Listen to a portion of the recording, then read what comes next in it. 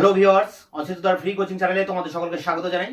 আজকের এই ভিডিওটিতে তোমরা যারা কলকাতা বিশ্ববিদ্যালয়ে বি ইতিহাস জেনারেল বা পাশে 6 সেমিস্টারে পড়ছো, তোমাদের যে ডিএসসি B2 পেপারটি রয়েছে প্রাক আধুনিক যুগের ইউরোপ, এই পেপারটির একটি গুরুত্বপূর্ণ প্রশ্ন সামন্ততন্ত্রের পতন প্রসঙ্গে যুগ সন্ধিক্ষণ বিতর্ক। এই প্রশ্নটি নিয়ে বিশদ আলোচনা করব। আলোচনা শেষে এর উত্তরটিও তোমাদের সামনে আমি তুলে ধরবো। সে প্রসঙ্গে যাওয়ার আগে এটা বলবো যে এই পেপারটি ডিএসসি B2 পেপারটির যে সিলেবাসটি কেমন তা নিয়ে বিস্তারিত আলোচনা, ব্যাখ্যা এবং এর যে সাজেশন 2024-এ যে প্রশ্নগুলি ইম্পর্টেন্ট তা নিয়ে আমি ইতিপূর্বে ভিডিও ক্লাস দিয়েছি। তার লিঙ্ক দেওয়া থাকবে ভিডিও ডেসক্রিপশন বক্সে, তোমরা অবশ্যই দেখে নেবে। তাহলে তোমরা তোমাদের সিলেবাস সম্পর্কে, সাজেশন সম্পর্কে একটা ধারণা কিন্তু তোমাদের তৈরি হয়ে যাবে।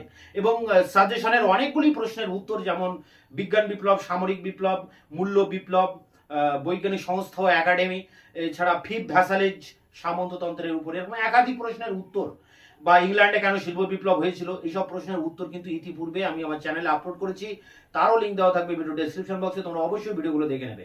এছাড়া বাকি যেসব প্রশ্ন এখনো তোমাদের রয়ে গেছে, যেগুলো ভিডিও ক্লাস আমি এখনো নিতে পারিনি, সেগুলো আগামীতে খুব দ্রুত একের পর এক ভিডিও ক্লাসের মাধ্যমে তার উত্তরগুলো তোমাদের সামনে আমি নিয়ে আসবো। তাই আমার এই চ্যানেলটি তোমাদের জন্য ভীষণ একটি গুরুত্বপূর্ণ চ্যানেল হতে চলেছে। তোমরা অবশ্যই সাবস্ক্রাইব করে চ্যানেলের পাশে থাকবে, আমাকে উৎসাহিত করবে যাতে তোমাদের ভিডিও বা তোমাদের ক্লাস রিলেটেড ভিডিও আমি একের পর এক তোমাদের সামনে নিয়ে আসতে পারি।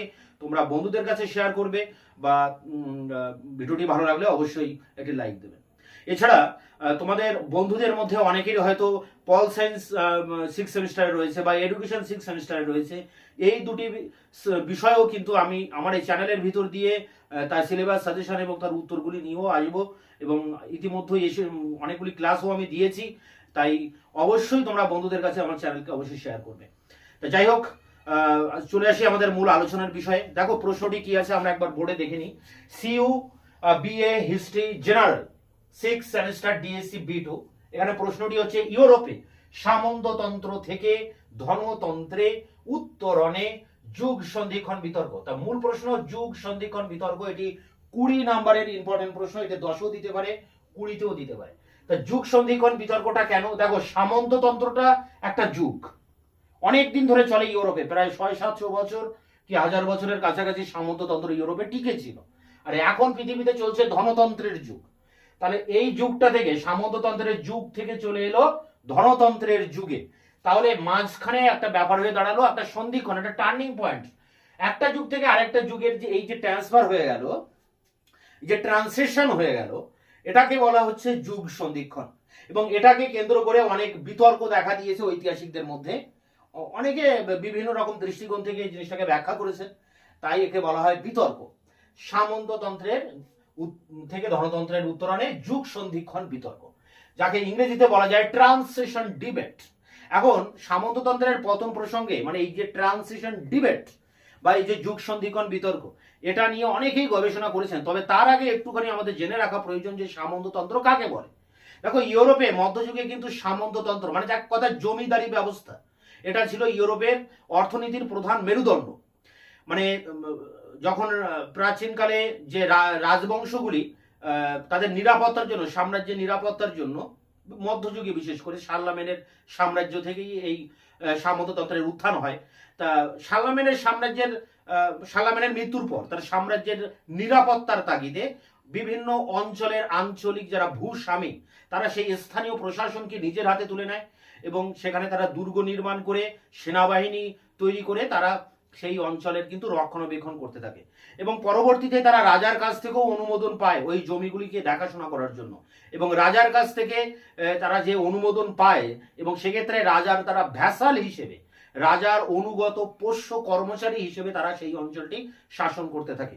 এর বিনিময়ে তারা রাজাকে নিয়মিতভাবে কর প্রদান করতে থাকে, রাজার প্রতি আনুগত্য প্রদর্শন করতে থাকে, এবং রাজার যখন প্রয়োজন হবে যুদ্ধের সময়, তখন তারা সেনা দিয়ে রাজাকে তারা সাহায্য করবে। এরকম বিভিন্ন আনুগত্যের শপথ নিয়ে এবং একটা দেওয়া নেওয়ার একটা সম্পর্কের মধ্যে দিয়ে এই সামন্ততন্ত্র গড়ে উঠেছিল, যেটি অনেকটা ত্রিভুজ আকৃতির। একেবারে উপরে রয়েছে রাজা, আর একেবারে নিচে রয়েছে জমিটা যে চাষ করেন সেই সার্ভ বা ভূমিদাস বা কৃষক, আর মাঝে রয়েছে এই সামন্ত পর্ব।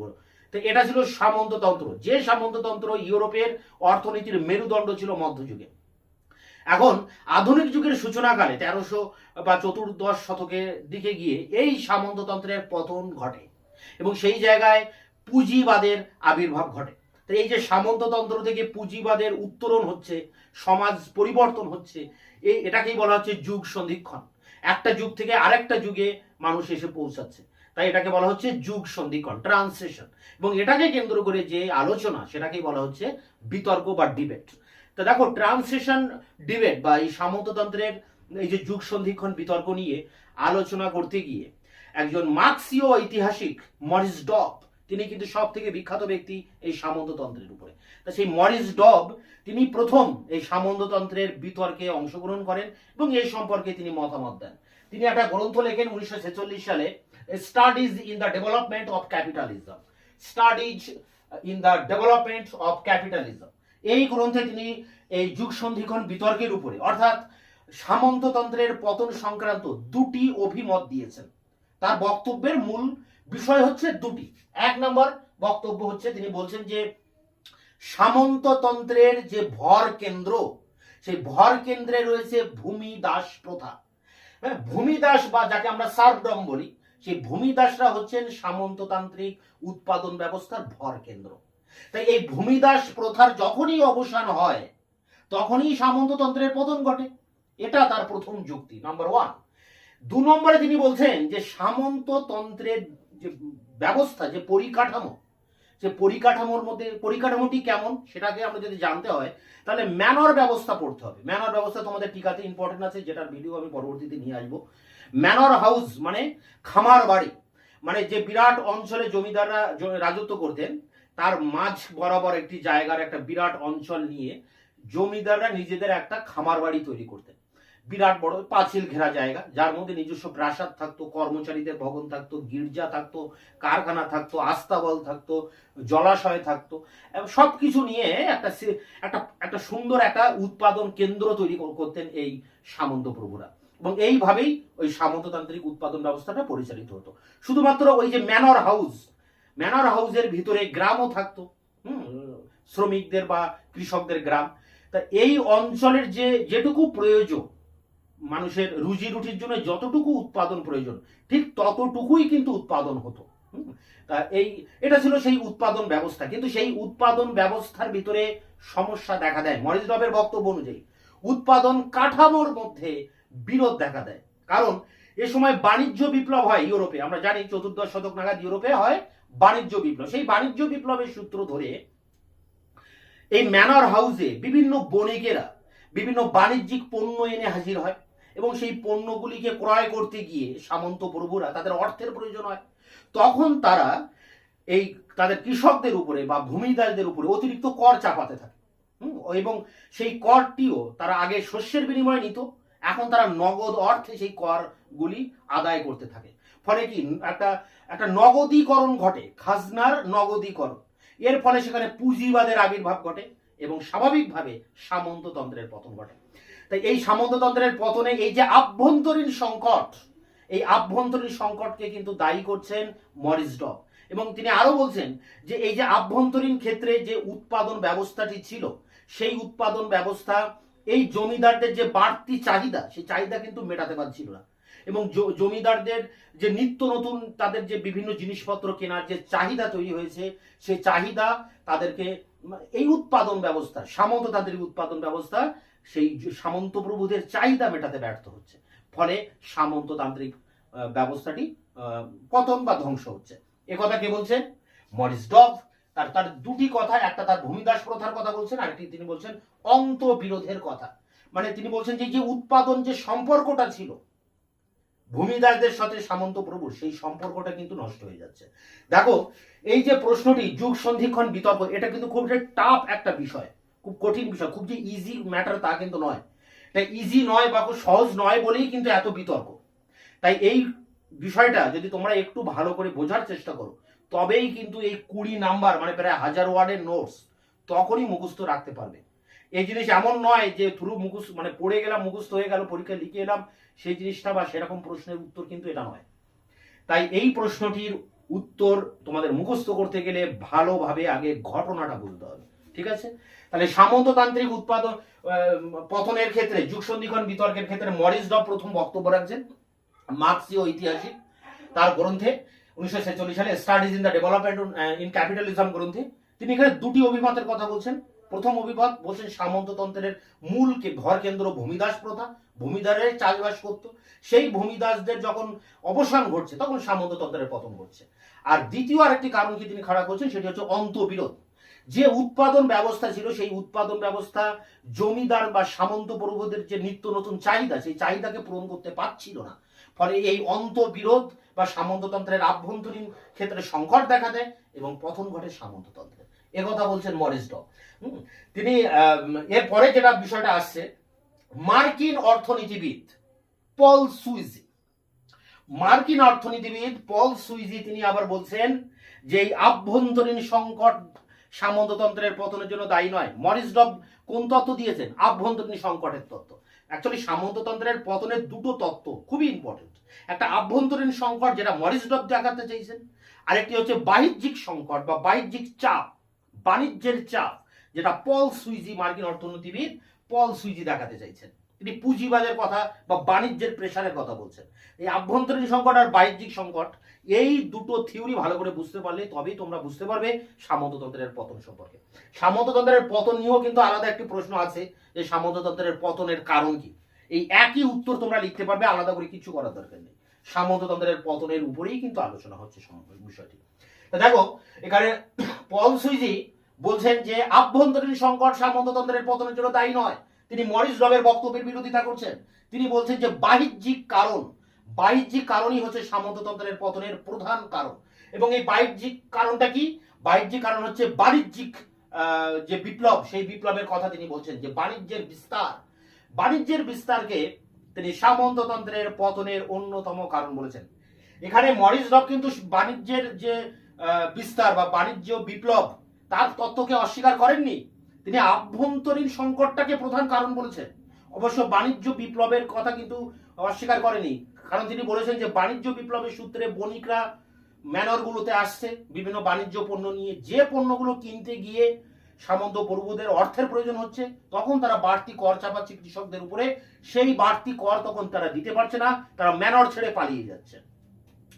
ভূমিদাসরা ম্যানর ছেড়ে বা খামার ছেড়ে, সামন্ততান্ত্রিক এলাকা ছেড়ে তারা কিন্তু পালিয়ে যাচ্ছে, এই বাড়তি কর তারা দিতে পারছে না। বা যখন খাজনার নগদীকরণ ঘটছে, নগদ অর্থে খাজনা আদায় করতে চাইছে সামন্ত প্রভুরা, সেই নগদ অর্থে তখন তারা দিতে পারছে না। এছাড়া নগদ অর্থে যেই খাজনার আবির্ভাব ঘটছে তখনই পুঁজিবাদের আগমন ঘটছে, সামন্ততন্ত্রের পতন ঘটছে। যাই হোক, মরিস ডবের এই আভ্যন্তরীণ সংকটের বিরোধিতা করে পল সুইজি বলছেন না, আভ্যন্তরীণ কোনো কারণ নয়, বাণিজ্যিক কারণটাই ছিল সামন্ততন্ত্রের পতনের প্রধান কারণ। এবং এখানে বাণিজ্যিক কারণ বলতে এখানে বাণিজ্য বিপ্লবের কথাও তিনি বলেছেন। এবং সেক্ষেত্রে 1950 সালে সায়েন্স অ্যান্ড সোসাইটি বলে একটি পত্রিকায় তিনি একটা গ্রন্থ লিখছেন, ফিউডালিজম এ ক্রিটিক।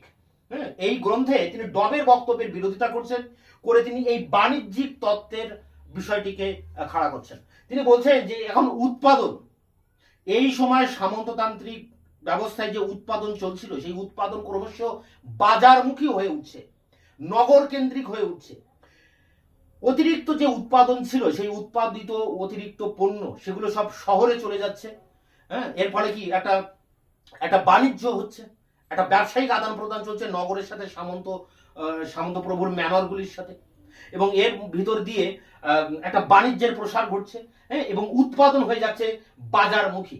এই যখনই উৎপাদন বাজারমুখী হচ্ছে তখন আস্তে আস্তে সেই জায়গায় পুঁজিবাদের আবির্ভাব ঘটছে এবং একটা সময় সামন্ততন্ত্রের পতন ঘটছে। এ বক্তব্য কে রাখছেন পল সুইজি তার ফিউডালিজম এ ক্রিটিক গ্রন্থে। এরপরে দেখো ডব আর সুইজি যে দুজনের বক্তব্য রাখলাম, ডবের হচ্ছে আভ্যন্তরীণ সংকট আর সুইজির বাহ্যিক সংকট। ডব আর সুইজির সমসাময়িক আরেকজন ঐতিহাসিক ছিলেন মাইকেল পোস্টার। তিনি উভয়ের বিরোধিতা করছেন।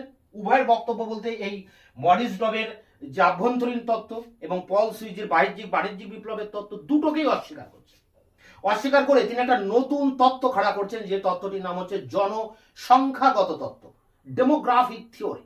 ডেমোগ্রাফিক থিওরিতে এটা বলা হচ্ছে যে এই সময় জনসংখ্যা ইউরোপে প্রচুর পরিমাণে বৃদ্ধি পাচ্ছে। ফলে সামন্ত প্রভুদের যে জমি, সেই জমি মানে চাষ করানোর জন্য কৃষকের সংখ্যা অনেক বেড়ে যাচ্ছে। ফলে সামন্ত প্রভুরা নিজের ইচ্ছা মতো কৃষকদের সাথে জমি বন্দোবস্ত করছে, অনেক বেশি দামে বা উচ্চ হারে জমিগুলো তারা লিজ দিচ্ছে এবং জমির উপরে তাদের নিয়ন্ত্রণ আরো বেশি প্রতিষ্ঠিত হচ্ছে। এবং কৃষকদের উপরে বা ভূমিদাসদের উপরে এই সামন্ত প্রভুদের যে নিয়ন্ত্রণ ক্ষমতা সেটা আরো বেশি কিন্তু আগের তুলনায় বৃদ্ধি পাচ্ছে। এবং এখানে সামন্ত প্রভুরা অনেক বেশি করে রাজস্ব আদায় করছে, যাকে বলা যায় স্বেচ্ছাচারী কর। অনেক বেশি স্বেচ্ছাচারী কর তারা আদায় করতে পারছে এবং এই ভূমিদাসদের উপরে কিন্তু একটা নিয়ন্ত্রণ তারা কিন্তু ধরে রাখতে পারছে। হ্যাঁ, এই জন্য এখানে আরেকটা জিনিস বলা হচ্ছে যে বাড়তি শ্রম বলতে এখানে যে ভূমিদাসদের সাথে জমিগুলো বন্দোবস্ত করা হচ্ছে তাদের বাড়তি শ্রম দিতে হচ্ছে। কেন এতটা দিতে হচ্ছে শ্রমিকদের বা এই ভূমিদাসদের? কারণ জমির সংখ্যা কম, মানুষের সংখ্যা বেড়ে গেছে। জনসংখ্যা বৃদ্ধির ফলে ভূমিদাসদের সংখ্যা বেড়ে যায়, ফলে জমিটা কম, মানুষের সংখ্যা বেশি, ফলে এই দরাদামি করার ক্ষেত্রে জমিদারদের হাতে বা সামন্ত প্রভুদের হাতে কিন্তু অনেকটা ক্ষমতা চলে আসছে। তারা পূর্বের তুলনায় অনেক বেশি নিয়ন্ত্রণ স্থাপন করতে পারছে এই জমির উপর। ফলে একটা অতিরিক্ত যে আর্থিক সম্পর্ক সেটা তৈরি হচ্ছে এবং সেই জায়গায় খাজনার নগদীকরণ ঘটছে। নগদ অর্থে তারা খাজনা আদায় করছে, এর ফলে সেখানে পুঁজিবাদের আবির্ভাব ঘটছে এবং সামন্ততন্ত্রের পতন ঘটছে। এই বক্তব্য কে রাখছেন? এই বক্তব্য রাখছেন মাইকেল পোস্টান। মাইকেল পোস্টান বাণিজ্য বিপ্লবের তত্ত্ব, মরিস ডবের আভ্যন্তরীণ সংকট, এ দুটোর বিরোধিতা করে তিনি জনসংখ্যাগত এই তত্ত্বটিকে কিন্তু খাড়া করেছেন। দেখো, এই মাইকেল পোস্টান ঠিক যেখানে বক্তব্য শেষ করেছেন ঠিক সেই জায়গা থেকে আবার বক্তব্য শুরু করেছেন ইমানুয়েল লে রয় লাদুরি। তিনি বলছেন যে শ্রেণীদ্বন্দ্বের তুলনায় সামাজিক সম্পর্ক এখানে অনেক বেশি গুরুত্বপূর্ণ ছিল। কারণ ইংল্যান্ডে, ফ্রান্সে এখানে কিন্তু সামন্ত প্রভুরা ছিল না, ভূমিদাস ছিল না। সামন্ত প্রভু ছিল কিন্তু ভূমিদাস ছিল না।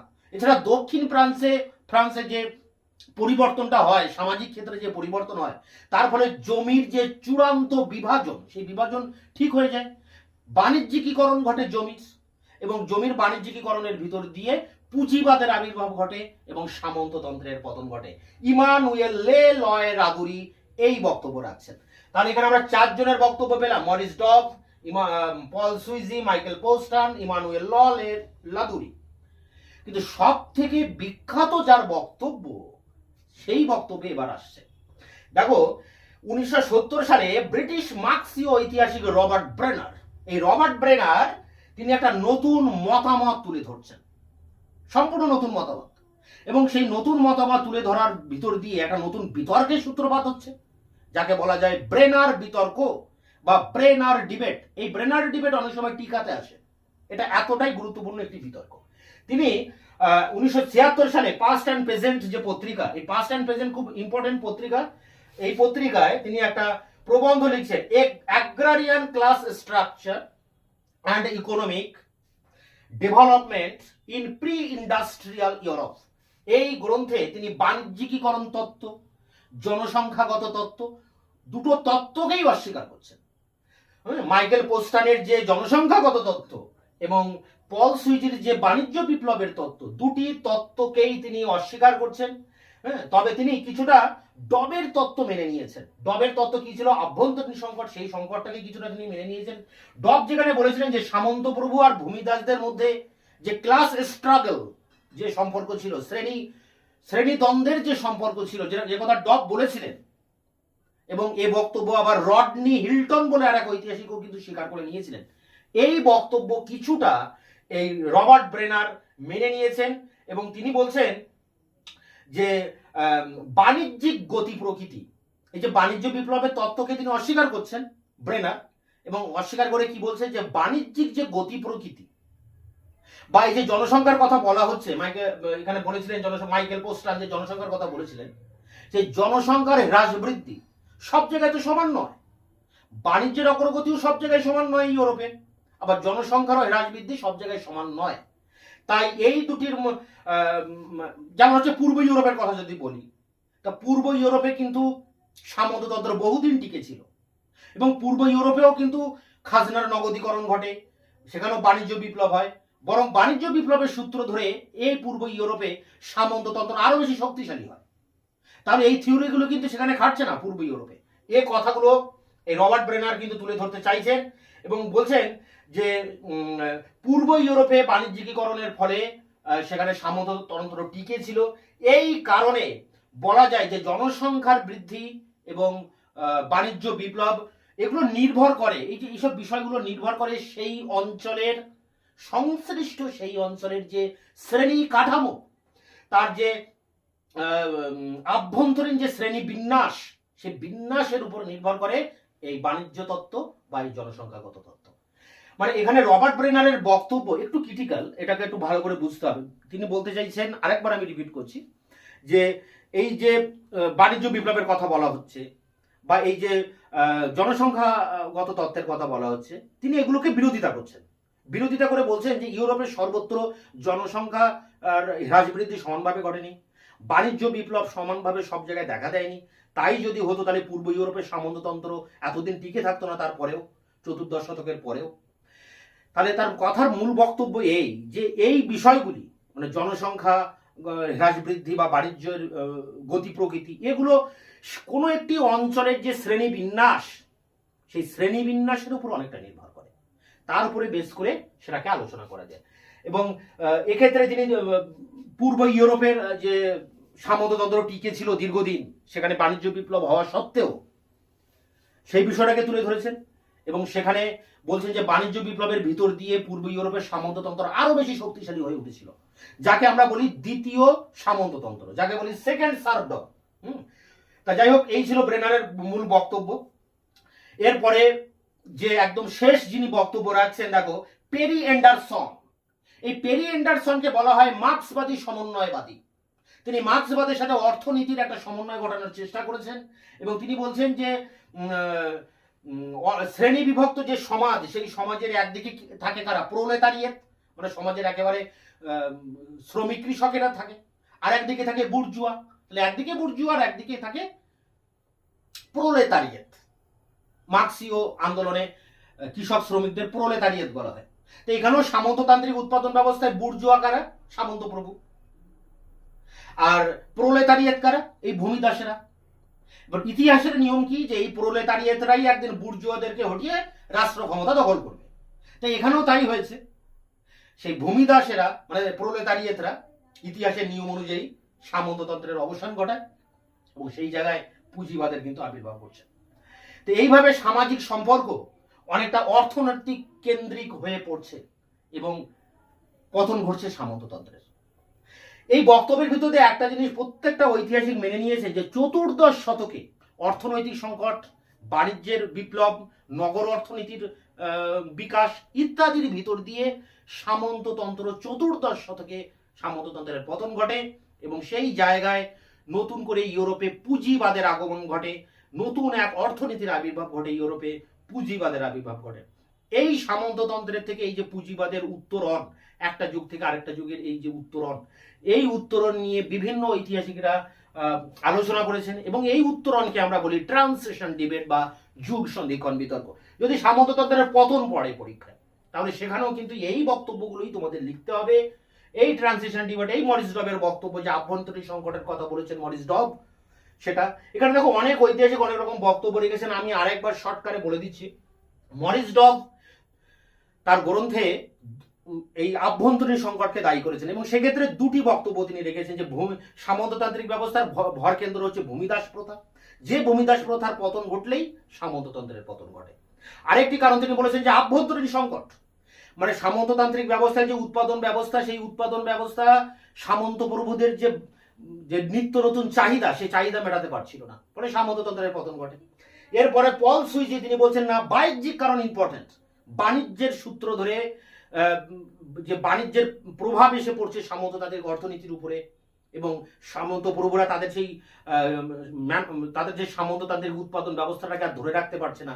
এই নতুন এক পুঁজিবাদের আগমনের ফলে খাজনার নগদীকরণ হচ্ছে এবং সেখানে নতুন করে একটা নতুন অর্থনীতি পুঁজিবাদের আগমন ঘটছে এবং সামন্ততন্ত্রের পতন ঘটছে। এরপরে মাইকেল পোস্টান জনসংখ্যাগত তত্ত্বের কথা বলছেন, যেখানে বলছে জনসংখ্যা অনেক বেড়ে যাচ্ছে, জনসংখ্যা বেড়ে গেলেই সামন্ত প্রভুরা যে জায়গায় শক্তিশালী ছিল সেই সব জায়গায় নতুন করে ভূমিদাসদের সাথে একটা চুক্তি করছে জমি সংক্রান্ত এবং সেই জমির উপরে সামন্ত প্রভুদের যে নিয়ন্ত্রণ ক্ষমতা আগের তুলনায় অনেকটা বেড়ে যাচ্ছে। তারা খাজনা নগদ অর্থে নেওয়া শুরু করছে, ফলে খাজনা নগদীকরণ ঘটছে, বাণিজ্যিকীকরণ ঘটছে, শস্যের উৎপাদনও অনেকটা বাণিজ্যিকী বা বাণিজ্য বা নগর কেন্দ্রিক হয়ে উঠছে। এইভাবে সেখানে পুঁজিবাদের আগমন ঘটছে, সামন্ততন্ত্রের পতন ঘটছে। রবার্ট ব্রেনার এই সমস্ত তত্ত্বের বিরোধিতা করে বলছেন যে এগুলোই মূল্য বিপ্লব বা এই যে জনসংখ্যাগত মানে হ্রাস বৃদ্ধি বা বাণিজ্যিক বিপ্লব, এগুলো সবই সেই অঞ্চলের, সংশ্লিষ্ট অঞ্চলের যে আর্থ সামাজিক পরিস্থিতি, তার যে শ্রেণী বিন্যাস, তার উপরে নির্ভর করে। তা যদি না হতো তাহলে পূর্ব ইউরোপের সামন্ততন্ত্র কিন্তু বহুদিন তারপরেও টিকে ছিল বাণিজ্য বিপ্লব হওয়া সত্ত্বে। এবং শেষে পেরি অ্যান্ডারসন তিনি একটা মার্ক্সবাদী সমন্বয়বাদী চিন্তাভাবনা তুলে ধরেছেন। অর্থনীতির সাথে তিনি মার্ক্সবাদের একটা সমন্বয় ঘটানোর চেষ্টা করেছেন এবং সামাজিক সম্পর্ককে তিনি অর্থনৈতিক সম্পর্কের সাথে তুলনা করে একদিকে বুর্জুয়া আর একদিকে প্রলেতারিয়ে, অর্থাৎ একদিকে সামন্ত প্রভু আর একদিকে ভূমিদাসদের মধ্যে সম্পর্ক নিরূপণের ভিতর দিয়ে ইতিহাসের নিয়মে এই সামন্ততন্ত্রের পতনকে ব্যাখ্যা করেছেন। এই ছিল মূল বিষয়। এটাকে তোমরা একটু ভালো করে বুঝে, প্রত্যেকটা লাইন ধরে ধরে ভালো করে বুঝে বুঝে তোমরা নোটসটা পড়বে। যে নোটসটা তোমাদেরকে আমি এখন প্রোভাইড করব, খুব কোয়ালিটির নোটস, খুব ভালো নাম্বার পাবে, মানে 20-র ভিতরে 15 নাম্বার তো মিনিমাম পাবেই। এটা রামকৃষ্ণ মিশন বেলুড় মঠের কলেজের একটা খুব মহারাজের খুব স্ট্যান্ডার্ড কোয়ালিটির একটা নোটস। আমি এই নোটসটাই এবার তোমাদেরকে প্রোভাইড করব অন স্ক্রিনে, মোবাইলে অন স্ক্রিনে লাইন টু লাইনে এবার আলোচনা করব। বিএ হিস্ট্রি অনার্স জেনারেল, মূলত এটা জেনারেলদের জন্য, তবে অনার্সেরও কিন্তু কোনো কোনো সেমিস্টারে এটা ম্যাচিং হবে, তাই অনার্স লেখা হয়েছে। 6 সেমিস্টার ডিএসই B2।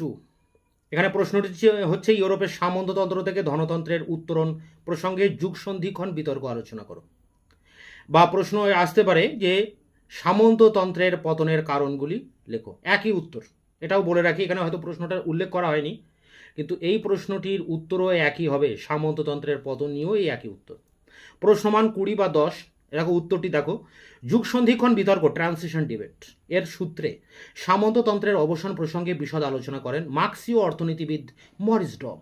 1946 সালে প্রকাশিত studies in the development of capitalism গ্রন্থে ডব সামন্ততান্ত্রিক অর্থনীতি ও তার পতন প্রসঙ্গে যে বক্তব্য পেশ করেন তার নির্যাস ছিল দুটি অভিমত। প্রথমত, সামন্ততান্ত্রিক অর্থ ব্যবস্থার ভরকেন্দ্র ছিল ভূমিদাস প্রথা, সার্ভডম, এবং ভূমিদাস প্রথার অবসানই সামন্ততান্ত্রিক অর্থনীতির পতনের সূচক। দ্বিতীয়ত, সামন্ততান্ত্রিক অর্থনীতির পতন হয়েছিল সামন্ততান্ত্রিক কাঠামোয় নিহিত অন্তর্বিরোধের ফলে, ইন্টারনাল কন্ট্রাডিকশনের ফলে। ডবের আলোচনায় সামন্ততন্ত্রের পতন মূলত সামন্ততান্ত্রিক উৎপাদন সম্পর্কের বা প্রোডাকশন রিলেশন এর মধ্যেই নিহিত ছিল। ডব, প্যারা করে দেখো, ডব সামন্ততন্ত্রকে ভূমিদাস প্রথার সঙ্গে কার্যত অভিন্ন বলে মনে করেন। এই ভূমিদাস প্রথাকে অবলম্বন করেই গড়ে উঠেছিল সামন্ততান্ত্রিক অর্থনীতি। মরিস ডব একথা মানতে নারাজ ছিলেন যে নিছকই বাণিজ্যিক দিগন্ত উন্মুক্ত হবার দরুন অর্থনীতি তার নির্গমন পথ পেয়ে যাবার ফলে সামন্ততান্ত্রিক কাঠামো ভেঙে পড়েছিল। ডবের মতে বাণিজ্যিক দিগন্ত উন্মুক্ত হবার ফলে বণিকরা ম্যানরের বাইরে থেকে বিভিন্ন নতুন নতুন এবং মূল্যবান দ্রব্য আনতে শুরু করেন। এই দ্রব্যগুলির জন্য সামন্ত প্রভুদের মধ্যে চাহিদা সৃষ্টি হয় এবং সেই চাহিদা মেটাতে সামন্ত প্রভু প্রজাদের বাড়তি কর চাপাতে থাকেন। পশ্চিম ইউরোপে বাড়তি করের চাপ সইতে না পেরে অনেক সময় ভূমিদাস ম্যানর ছেড়ে পালিয়ে যেতে বাধ্য হয়। ফলে ম্যানরে ভূমিদাসদের সংখ্যা হ্রাস পাবার আশঙ্কা দেখা দেয়। এহেন পরিস্থিতিতে সামন্ত প্রভুরা তাদের বর্ধিত চাহিদা মেটাতে খাজনা শস্যের বদলে নগদে চাইতে শুরু করেন। একে বলে খাজনার নগদীকরণ, কমিউটেশন অফ রেন্ট। ডবের মতে খাজনার নগদীকরণ হলো ভূমিদাস প্রথার অবসানের নির্দেশক, কারণ নগদীকরণের পর সামন্ত প্রভুদের উৎপাদনের উপর পূর্ববৎ নিরঙ্কুশ নিয়ন্ত্রণ আর ছিল না।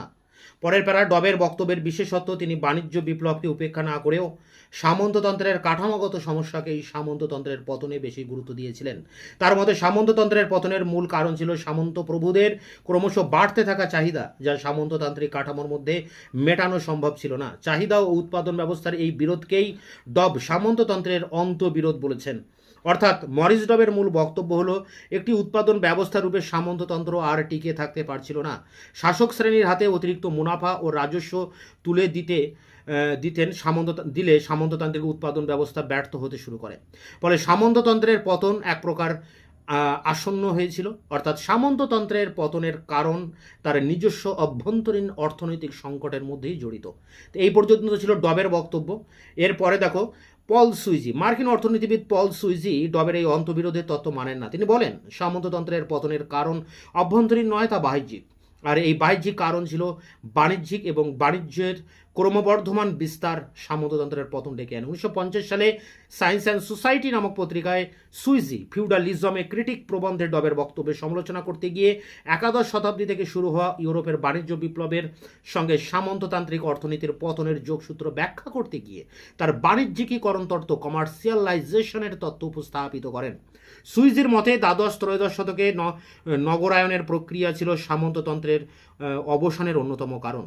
উৎপাদন এই সময় ক্রমশ বাজারমুখী হয়ে উঠলে চতুর্দশ পঞ্চদশ শতকে অবসান ঘটে সামন্ততন্ত্রের। অর্থাৎ সুইজের মতে সামন্ততন্ত্রের পতনে অর্থনীতির বাণিজ্যিকীকরণ ছিল এক অপরিহার্য পূর্বশর্ত।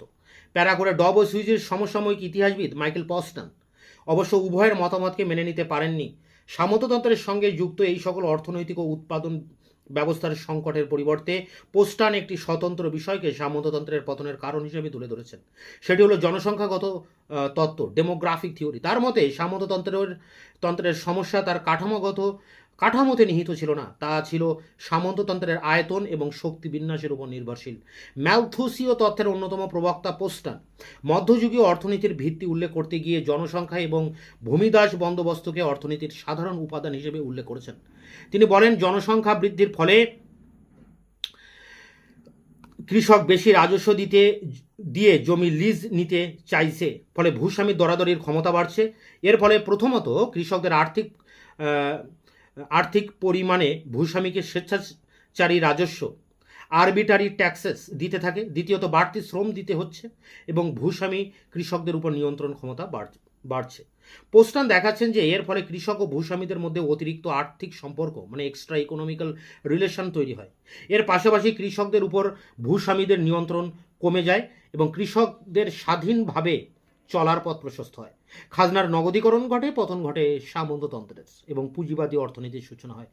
পরের প্যারা পোস্টান যেখানে শেষ করেন ঠিক সেখান থেকে ইমানুয়েল লে লয়েল লাদুরি তার লেস পেশন্স অফ ল্যাঙ্গুয়েজ রচনায় দেখাচ্ছেন যে শ্রেণীদ্বন্দ্বের তুলনায় সামাজিক সম্পর্ক অর্থনৈতিক পরিবর্তনের ক্ষেত্রে গুরুত্বপূর্ণ। পঞ্চদশ শতক থেকেই ইংল্যান্ড ও ফ্রান্সে ভূমিদাস প্রথার অস্তিত্ব লক্ষ্য করা যায় না। তিনি বলেন, চতুর্দশ পঞ্চদশ শতকে দক্ষিণ ফ্রান্সের যে পরিবর্তন ঘটেছিল তাতে জমির বাণিজ্যিকীকরণের ফলে জমির চূড়ান্ত বিভাজন সুপ্রতিষ্ঠিত হয়েছে, আর ইউরোপীয় অর্থনীতি বাণিজ্যিক প্রসার ভূমিদাস প্রথার অবসান তথা পুঁজিবাদের বিকাশে সাহায্য করেছে। প্যারা করে দেখো, 1970-এর দশকে ব্রিটিশ মার্ক্সীয় ঐতিহাসিক রবার্ট ব্রেনার সামন্ততন্ত্র থেকে ধনতন্ত্রের উত্তরণের ক্ষেত্রে যে মতামত দেন সেখান থেকে এই বিষয়ে নতুন করে বিতর্ক শুরু হয়, যা ইতিহাসে ব্রেনার ডিবেটস নামে পরিচিত। 1976 সালে ফেব্রুয়ারিতে পাস্ট অ্যান্ড প্রেজেন্ট পত্রিকায় প্রকাশিত তার agrarian class structure and economic development in pre industrial Europe প্রবন্ধে বাণিজ্যিকীকরণ তত্ত্ব এবং জনসংখ্যাগত তত্ত্বের মাধ্যমে সামন্ততন্ত্রের অবসানের বক্তব্য সম্পূর্ণ নস্যাৎ করে দেন। এই প্রবন্ধটিকে ধনতন্ত্রের উত্থান সম্পর্কিত দুই মার্কিন অর্থনীতিবিদ পল সুইজি ও মরিস ডবের মধ্যে যে পুরনো বিতর্ক তার একটা প্রতিলিপি বলা যায়। ডবের বক্তব্য, চতুর্দশ শতাব্দীতে সামন্তপ্রভু ও ভূমিদাসদের মধ্যে ক্লাস স্ট্রাগলের সূত্রপাত ঘটে। রডনি হিল্টনের রচনায় এর প্রমাণ পাওয়া যায়। বহু স্থানে কৃষক বিদ্রোহ দেখা দেয়। পরের প্যারা করে রবার্ট ব্রেনার এইসব মেনে নিলেও পোস্টান ও লাদুরির সমালোচনা করেছেন। ব্রেনার দেখান যে তুলনামূলক আলোচনা করলে উপরিউক্ত মতামতগুলো ভুল প্রমাণিত হবে, কেননা জনসংখ্যার হ্রাস বৃদ্ধি অথবা বাণিজ্যিক গতি প্রকৃতি ইউরোপে সর্বত্র একই ধরনের প্রভাব ফেলেছিল, এরূপ যুক্তিযুক্ত নয়। ব্রেনার বলেন, কৃষি কাঠামোগত পরিবর্তন কেবল জনসংখ্যার জন্য হয় না, তা নির্ভর করে কৃষক ও জমিদারদের সম্পর্কের উপরে। তিনি বলেন, জনসংখ্যা গুরুত্বপূর্ণ হলে কেন পশ্চিম ইউরোপের তুলনায় পূর্ব ইউরোপে ভূমিদাস প্রথার বিকাশ পরিলক্ষিত হয়? কেন ইংল্যান্ডে কৃষি মূলধনের বিকাশ ও ফ্রান্সে তার ব্যর্থতা দেখতে পাই? ব্রেনার স্পষ্টভাবে বলেছেন, যে সমস্ত অঞ্চলে সামন্তপ্রভুরা শক্তিশালী ছিল সেই সব জায়গায় সামন্ততান্ত্রিক ব্যবস্থা বজায় ছিল এবং ভূমিদাসদের প্রাধান্য প্রতিপত্তি সম্বলিত এলাকায় সামন্ততান্ত্রিক বন্ধন সহজেই ছিন্ন করা সম্ভবপর হয়েছিল। বাণিজ্যিক মডেল সম্পর্কেও ব্রেনার তুলনামূলক আলোচনা করে দেখিয়েছেন যে ইউরোপীয় বাণিজ্যিক সুযোগ সুবিধার পরিপ্রেক্ষিতে সামন্ততান্ত্রিক বন্ধন ছিন্ন হয়েছিল, কিন্তু পূর্ব ইউরোপে বাণিজ্যিকীকরণের ফলে সামন্ততান্ত্রিক বন্ধন আরও দৃঢ় হয়, যা ইতিহাসে সেকেন্ড সার্ভডম নামে পরিচিত। অর্থাৎ ব্রেনারের মূল বক্তব্য হলো জনসংখ্যা হ্রাস বৃদ্ধি ও বাণিজ্যিক প্রসার ইত্যাদি বিষয়গুলির প্রভাব কেমন হবে সেটা সংশ্লিষ্ট অঞ্চলের অভ্যন্তরীণ শ্রেণী বিন্যাসের উপর নির্ভর করে। প্যারা করে দেখো, আবার পেরি অ্যান্ডারসন অন্য মত প্রকাশ করেন। তার মতকে বলা হয় মার্ক্সীয় সমন্বয়বাদ। তিনি মার্ক্সবাদ ও অর্থনীতির মধ্যে সমন্বয় খোঁজার চেষ্টা করেন। তার মতে পুঁজিবাদে শ্রেণীবিভক্ত সমাজ থাকে, একদিকে প্রলেতারিয়েত, অন্যদিকে বুর্জুয়া। এদের মধ্যে রাজনীতি নেই, এদের পার্থক্য অর্থনৈতিক, এবং সেটা সার্পেলস বা উদ্বৃত্ত নিয়ে। সেকেন্ড রিলেশনশিপ অর্থনৈতিক কেন্দ্রিক হয়ে পড়ে। তিনি আরও বলেন যে সামন্ততন্ত্র হলো কমিউনাল মোড অফ প্রোডাকশন এর ফিউশন। চতুর্দশ শতকে এটা সর্বোচ্চ সীমা স্পর্শ করে, আর এই সীমাবদ্ধতাই সামন্ততন্ত্রের পতনের সূত্রপাত ঘটায়। শেষ প্যারা, যেখানে উপসংহার বা মূল্যায়নের উপরে বলা হচ্ছে, কিন্তু বিতর্ক থাকলেও এ ব্যাপারে সবাই একমত যে চতুর্দশ শতকে বা 14th সেঞ্চুরিতে পতন হয় সামন্ততন্ত্রের। কারণ এই সময় কৃষি অর্থনীতি ও নগর অর্থনীতি সংকটের মুখে পড়ে। ইউরোপীয় অর্থনীতির সামন্ততান্ত্রিক অবস্থা থেকে ধনতান্ত্রিক অবস্থায় রূপান্তর ঘটে। সামন্ততন্ত্রের অবসান প্রসঙ্গে যুগসন্ধিক্ষণ বিতর্কের প্রবক্তাদের দৃষ্টিভঙ্গিতে যে আঙ্গিকই প্রাধান্য পাক না কেন, আর্থসামাজিক, অর্থনৈতিক, জনসংখ্যাগত বা রাজনৈতিক মোটের উপর সব প্রবক্তাই একমত যে সামন্ততন্ত্রের পতন ত্বরান্বিত হয় চতুর্দশ শতাব্দীতে। ঘটনার কালক্রম সম্বন্ধে এক ঐক্যমতের কারণ চতুর্দশ শতকে ইউরোপের অর্থনীতি এক সংকটের মুখোমুখি হয়, যা ধনতান্ত্রিক কাঠামোয় অবশিষ্ট বৈশিষ্ট্যগুলিকে দূর করে ধনতন্ত্রের আগমনের ক্ষেত্র প্রস্তুত করেছিল। এই ছিল যুগসন্ধিক্ষণ বিতর্ক, ধনতন্ত্র থেকে সামন্ততন্ত্র থেকে ধনতন্ত্রের উত্তরণের যুগসন্ধিক্ষণের বিতর্কের উপরে যে নোটস, বা এই প্রশ্নটি ছিল সামন্ততন্ত্রের পতনের উত্তর নিয়েও এই নোটসটি তোমরা লিখতে পারবে। দুটি প্রশ্নের এই একই উত্তর, তোমরা এটি অবশ্যই ভালো করে পড়বে। এটা পরীক্ষায় 100% বলছি, পরীক্ষায় এটা কমন পাবে, এটা অবশ্যই পরীক্ষায় আসবে, প্রথমেই থাকবে। তাই তোমরা এই প্রশ্ন একদম মিস করবে না। ভালো করে আগে বুঝে, প্রতিটি লাইন ধরে ধরে কি বলা হচ্ছে সেটা বুঝে ভালো করে তোমরা এটা মুখস্থ করবে। আর তোমাদের বাকি যেসব প্রশ্নগুলো রয়েছে সেগুলো আমি খুব দ্রুত তোমাদের সামনে নিয়ে আসবো। তোমরা আমার চ্যানেলকে সাবস্ক্রাইব করে চ্যানেলের পাশে থাকবে, বন্ধুদের কাছে শেয়ার করবে, আর ভিডিওটি ভালো লাগলে অবশ্যই একটু লাইক করবে।